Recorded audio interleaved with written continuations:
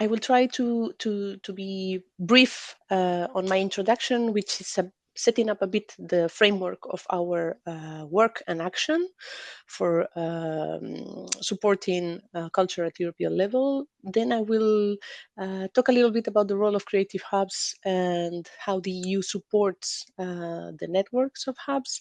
And then we will see funding opportunities through examples, funding from Creative Europe and also from other European Union funding schemes. To start with, and to be very, very quick, but to set the frame, we need to understand that the EU has a limited competence for culture. So the subsidiarity principle says that culture lies within member states. So our action is limited, let's say, to support, assist, complement the actions of the member states. Also, we develop relevant cultural policies and programs because we see common challenges that can be addressed commonly, finding similar solutions or replicable solutions.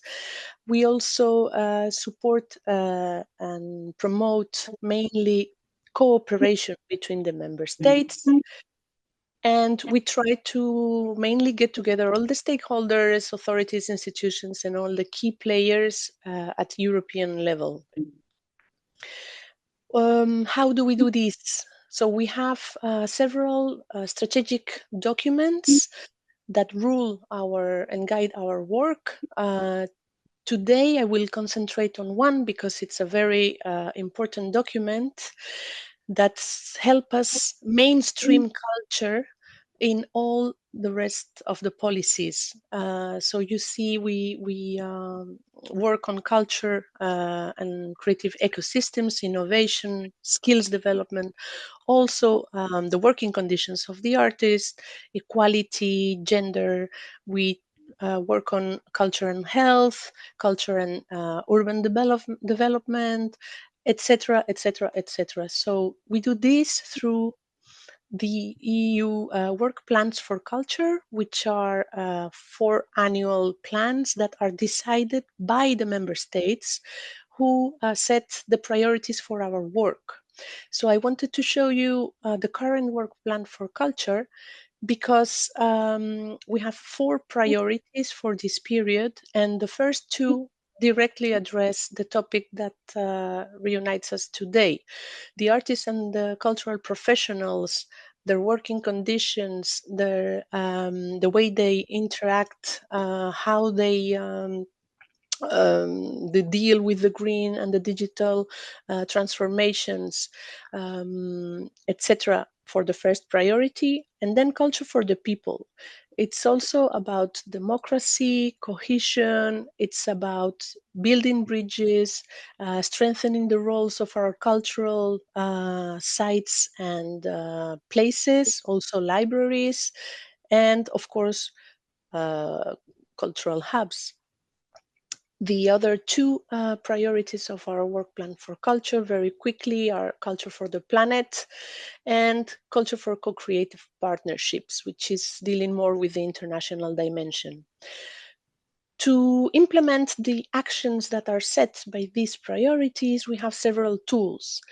The tool that is most used and effective is called, you will see down in blue, the open method of coordination. This is a strange name to call the groups of experts from the member states. So when we have a priority like we have now on stimulating the greening of the cultural and creative sectors, we set up expert groups with the member states who are represented in this case by experts in culture and also in environment and climate, and they have the occasion to work together to give the Commission guidance as of future actions that need to be taken. This is a very useful tool we use. So this is very quickly how and what we can do. Now, if we talk about the role of the creative hubs, we at the Commission, we believe that culture has a recognized role in socio-economic and territorial development. The presence of cultural sites increases the attractiveness of a region, while well-developed cultural and creative sectors help to enhance the regional economy. Culture also plays an important role in regeneration of disadvantaged and post-industrial areas. Studies also show that active participation in culture can strengthen democracy and social cohesion. However, access to culture still remains uneven, as evidenced by persistent socioeconomic and territorial disparities in participation. According to Eurostat, in the very recent cultural participation statistics from 2022, um, the people with highest incomes has at least twice that of those with the lowest incomes in cultural activities, at least in 17 countries. Also, participation increases with age and level of education and is higher in urban areas as opposed to rural areas. Um, Investments in culture can be very effective in addressing the demographic challenges the EU regions face. In the context of another Commission communication, which was on harnessing the talent in Europe's regions, it was tackled the search for equal access to quality service and infrastructure with recommendations. The cohesion policy from DG Regio recognizes the transformative power of culture and supports the effort of member states and regions in adding value to local assets. To follow on this and to explain a little bit what has been done from our side, from DG AXO, from culture, already in 2016, we had one of these expert groups, OMC groups, exploring the role of public policies in developing entrepreneurial and innovation potential of the cultural and creative sectors. The recommendations at the time already pointed at the elements and priorities that are still in our files, in our priorities. So we need to understand that stakeholders need to be fully involved and also integrate the local populations. The opportunity of using the abandoned spaces or industrial old buildings and renovating them is also there, and there's funding for that. We need to strengthen the creative space and the innovation boosting structures. Also, the public bodies, it was recommended that they should take a pioneering role in cross-sectorial innovation and the integration of cultural and creative sectors, and also exchange knowledge on the added value of the cultural and creative sectors know-how and deepen insight into good practices. Following these recommendations, forgot this one, but following these recommendations, I will come up later. We started funding the European Creative Hubs Network already in 2016. It is very nice to know that this Creative Hubs Network started with funds from European Regional Development Funds, so from regional funds at the beginning in Portugal, and then it became a European project. But even the first European conference they produced, let's say they organized, it was already in a rural hub in an old olive factory, which was readapted as a creative hub. So already from those times, we are seeing the same priorities, ideas, and lines of work. So for us, the European Creative Hubs is the most important action we fund concerning the topic that you're discussing from today. And it's not only funded by us, but now it has become fully part of many important policy initiatives that we will see in a minute, like the FLIP, the Creators Unite, or the cyanotypes blueprint for skills. I will quickly go to the previous one, just to say that we are absolutely certain that creative hubs are an opportunity to explore the collaborative economy, the future of work and challenges. They enhance social inclusion, and they give new functions to all structures, and they are allowing cooperation for innovation at a cross-sectorial level. So it's very inspiring places that we need to protect and to support. The creative flip, I was saying, is one of the important initiatives that we have now, for which the European Creative Hubs Network, I'm sure you will hear more about that in these 2 days, is participating. And it allows peer exchanges, learning labs, and there's a lot of activities under Creative Flip. You will get the slides, so you can go to the website to explore all the opportunities. When we were preparing this conference, we thought maybe the most interesting way to show how and what we fund would be giving examples of different projects. So I will start with, sorry, next one. I will start with 2 important slides which show the dimension of what we're talking about. Culture has an intrinsic value, but it's also an economic motor, and it has a lot of social relevance. We are almost 8 million people, according to Eurostat, working for culture in Europe. And this is under counted, as we know many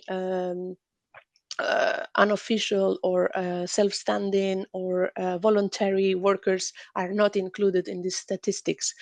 We're also one of the 14 industrial ecosystems recognized by the European Union. So it's really key to support this sector. There's many challenges that are common, and we need to tackle them together.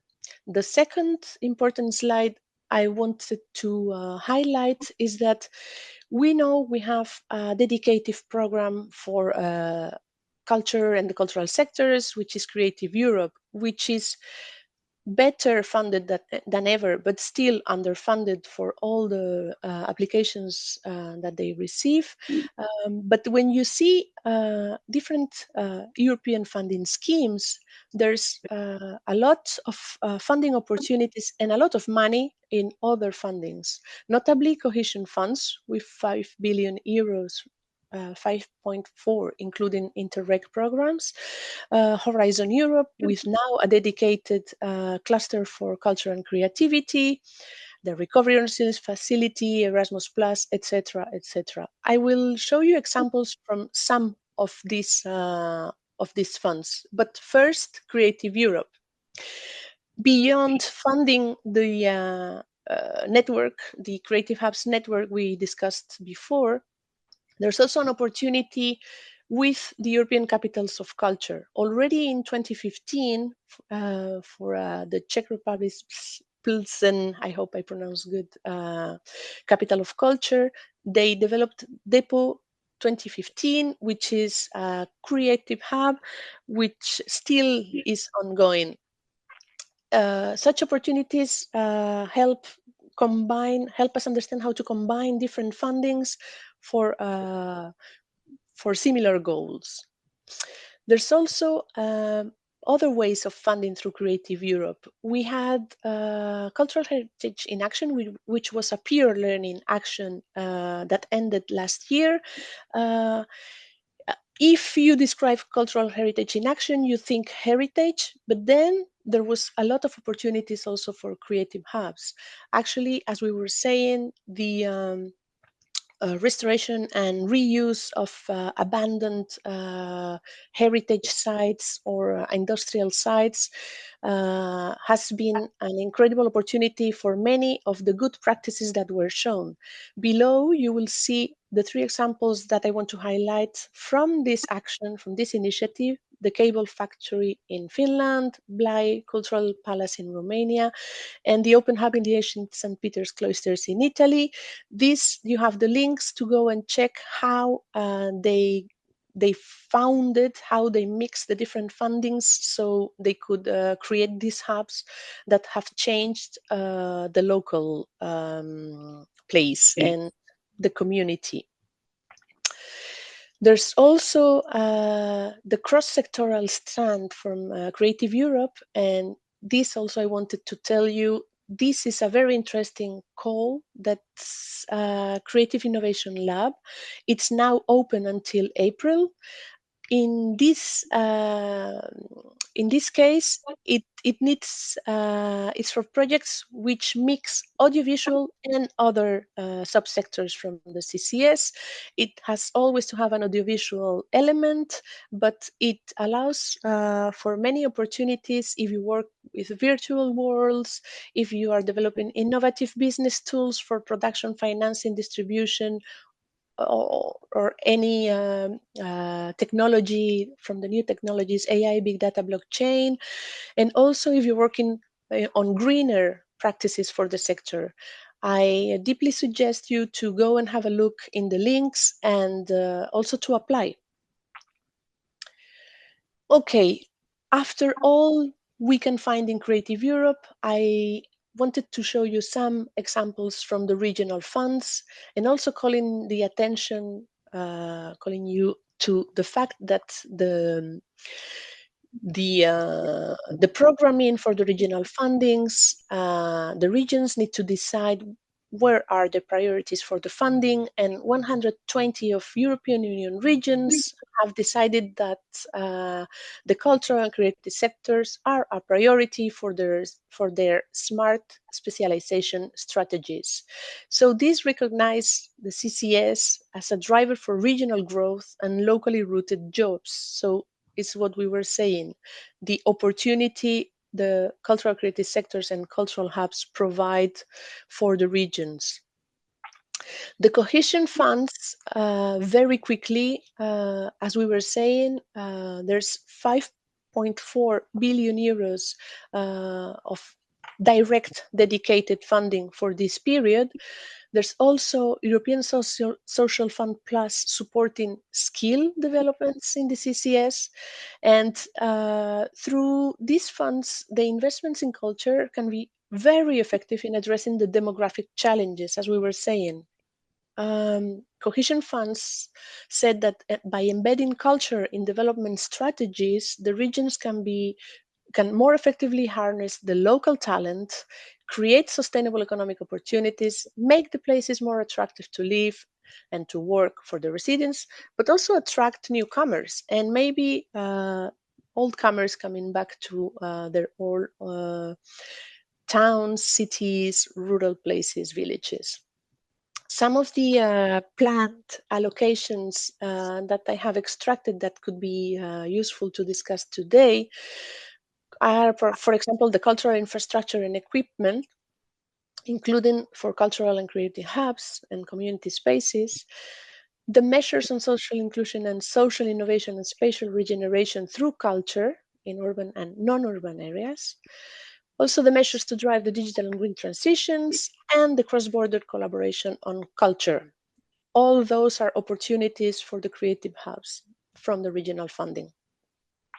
So, for example, we have from the previous period, 2014-2020, we have, I chose three examples, different examples. The first one is Interreg. This is the funding that supports collaboration cross-border in different areas in different countries. The Atlantic area is recognized as such for a specific Interreg support. And this project from Portugal, Spain, France, and the UK got more than 4 million euros for a network of multidisciplinary centers in the fields of creativity, technology, social enterprise, and dedicated especially to youth employment. They have created this creative jam, which is the place where people meet, experiment, develop, etc. And they have the chance to meet with peers, experts, investors, and local authorities. Also, on a local level, in the surroundings of Rome, the Lazio Open Innovation Center is also a regional innovation hub for the gaming, culture, and tourism sector, which is what we were saying before, not only renovating a palazzo from the 16th century, reusing a facility, recovering the heritage, but also giving the opportunity to create and to do it cross-sectorial with different sectors working together. And the third example could be an Agora Center for Ecology and Social Cohesion, also in France.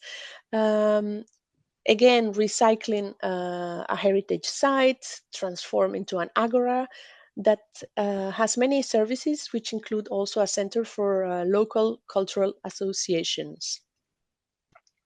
I also found some examples in the outermost regions, because we talk about the rural and the peripheral, but this is the extreme peripheral parts of Europe.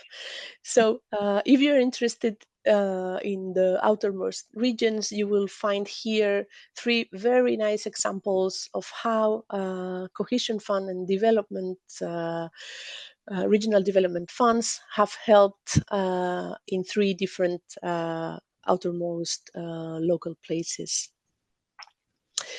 Erasmus Plus, to change completely, is a very not well-known supporting program that has many opportunities for different actors in the cultural and creative sectors. There's funding for learning mobility, funding for cooperation between organizations and institutions, and support to policy development and cooperation at EU level. So I have this slide which has several different examples, but one of them that is signaled there, we are cyanotypes.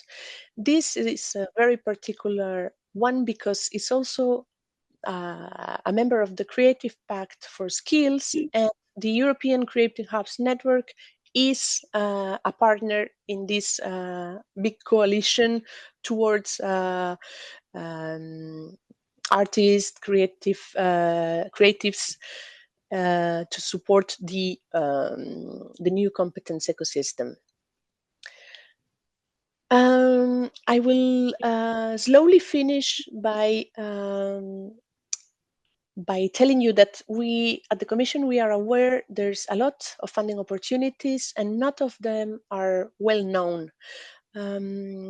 We created almost 2 years ago this Culture EU funding guide. It's an online tool, a funding guide to help all the stakeholders navigate all the opportunities from EU funding for the period 21-27. And it's a very simple tool to use with three simple filters. What am I? A creative hub, a local administration, or just an artist? What am I looking for? Am I looking for support for producing an artwork? Am I looking for support to capacity building, etc.? So three filters that give you access to 21 different programs, 75 financial possibilities, and a lot of inspiring examples. The guide per se, it's a document with more than 100 pages with different examples, how to use these funds, what are the conditions for each one of them, etc. And it's available in all official languages of the EU. Recently, we also added the audiovisual, the news media, and video game funding opportunities. So all that is funded by Creative Europe is available there, but also from the other European Union schemes. You will have the link also in the slides. And to get to the end, because there's not only EU public funding, we supported during the COVID times the creation of Creatives Unite as a website where all creatives could have a unique place to meet, share concerns, challenges, share ideas, share news, etc. And this has developed into one of the most important websites for our sector. Not only it is managed by the stakeholders themselves, by the sector, but also with the help of the European Creative Hubs Network and other associations, with the FLIP project we discussed before, etc. We now see dedicated sections for tackling the priorities that have been arising. For example, So You Need Money would be the place to search for funding beyond EU public funding. That's private funding, that's equity, that's all the available possibilities in Europe beyond EU public funding. There's also a section for my intellectual property, also to support the artists and creators to better know how to protect their IP and how to monetize it. And finally, the very successful mobility search tool. Also, there's support in Creative Europe for artist mobility and for residencies for artists, but here it goes beyond what's available at European level, and we really recommend you to follow these websites regularly, because there's many opportunities there. And I know it's a lot of information very fast, so you will have the time to get to the slides slowly. Just last word to say that we are here for all of your questions anytime. Our work is to be there for you, so please do not hesitate to contact us and come back with any doubt you might have. Thank you.